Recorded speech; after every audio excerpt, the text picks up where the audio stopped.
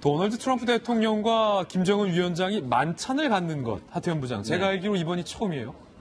그렇죠. 지난 이제 싱가포르 때는 이제 만찬이 없었어요. 생일 일정이었잖아요. 그렇기 때문에 실무 오찬을 같이 하는 그런 모습이 연출됐습니다. 그 자리에서 우리가 가장 경계했었던 그 코스염이라는 그 볼튼 보좌관에게도 인사를 하고, 그다음에 북한의 관리들이 트럼프 대통령에게 거수경례를 하는 그런 모습들까지 연출됐는데, 전날 만찬을 한다는 건 굉장히 중요해 보입니다. 전날 만찬을 한다는 건 아까 김영주 전 의원께서 얘기하셨지만 어느 정도의 분위기는 잡았다.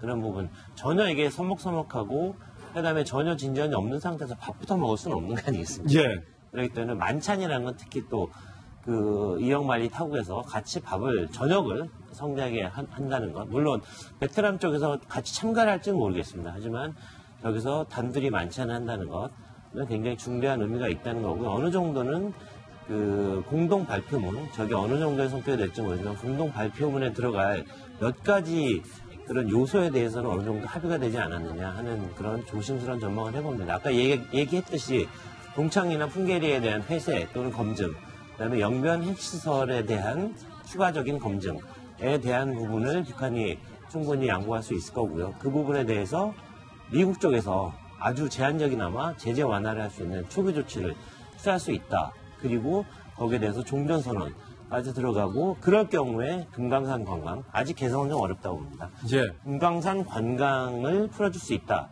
그 부분까지 만약 얘기가 된다면 어느 정도는 스몰 딜의 출발점은 잡을 수 있지 않느냐. 만약 거기서 만족하는 건 아니겠죠. 거기에서 한 발짝 더 나가기 위한 그런 분위기 타진인데, 그 부분은 어쨌든 저녁을 먹으면서도 조금 탑다운 방식으로 양 정상 간에 좀 이야기를 할 수 있는 부분이 있지 않을까, 그런 전망을 해봅니다. 예, 지금 저희가 베트남 현지 언론 그리고 외신들을 계속해서 실시간으로 스크리닝하고 있는데, 현지 언론에 따르면 몇 분 상간 뒤에, 잠시 뒤에 김 위원장의 전용 열차가 도착할 것이라는 보도가 지금 현재 나오고 있습니다. 그렇기 때문에 이제 곧 김정은 위원장이 이곳 동당역에 도착하는 모습을 저희가 생중계로 아마 지켜볼 수 있으리라고 생각이 드는데, 생각해보면 박정화 대변인, 지난번 평양 정상회담 당시에 문재인 대통령과 김정은 위원장의 이 저녁 만찬 자리에서 분위기가 꽤 화기애애했었어요. 그러니까요. 이 만찬, 식사를 같이 한다는 게 굉장히 상당히 큰 의미를 갖고 있는 거죠. 아무래도 자연스러운 분위기 내에서 그 식사를 같이 하면서 반주까지 곁들인다면 훨씬 분위기가 좋아질 거고, 최종적으로 있을 회담에 대한 기대감을 높게 하는 건데요.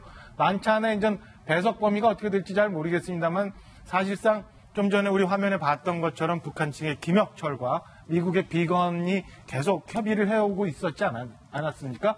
그 최종적인 그 마지막 두 정상 간에, 정상이라고 표현하겠습니다. 두 정상 간에 최종적으로 조율을 해야 될 문제가 있다면, 만찬 중간이나 만찬이 끝난 상황이라도 한두 사람의 통역만 대동하고 두 정상이 조율을 할 가능성이 있죠. 그러니까 28일 최종적인 그 회담이 있기에 앞서서 사실은 모든 상황에 대해서 마지막 결심에 대해 해야 될 상황에 대해서 만찬장에서 서로 간에 제의가 있을 가능성이 있고요. 그 건에 대해서 이제 돌아가서 참모진과 협의한 이후 정상회담 당일에는 모든 것이 합의된 상황에서 사실은 만날 가능성도 매우 높은 상황입니다. 지금 현지에서 소식이 하나 들어왔는데, 그래요. 제가 계속 이거 외교적인 결례다라고 아까 말씀드렸고, 이례적인 일이라고 계속 말씀을 드렸는데, 역시 옮겨졌군요.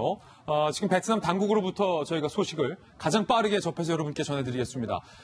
같은 호텔에 썼다고 했잖아요. 김정은 위원장이 묵고 있는 멜라니 호텔에서, 멜리아 호텔에서 7층에 미국의 프레스센터가 있다라고 말씀을 드렸었는데, 그 미국의 기자들의 프레스센터가 다른 곳으로 지금 옮겨졌다라는 베트남 당국의 결정을 지금 저희가 가장 발빠르게 입수했습니다. 박소영 기자. 네. 둘이 같이 있다는 건 무리였어요, 역시. 네, 그렇죠. 기자들이 가만히 있을 리가 없겠죠. 아마 북한 측에서 이 부분에 대해서 강하게 항의를 한 것 같습니다. 의도적으로 그 미디어 센터가, 미국 미디어 센터가, 미국 기자들의 프레스 센터가 아마 멜리아로 김정은 위원장과 같이 쓰도록 된 건 아닌 건 확실해 보입니다. 아마 우연치 않게 외교적 결례로 아마 이렇게 외교적 실수로 이렇게 같은 곳을 쓰게 되면서 북한 측이 이건 좀 문제가 있다라고 강하게 항의한 것으로 보이고요.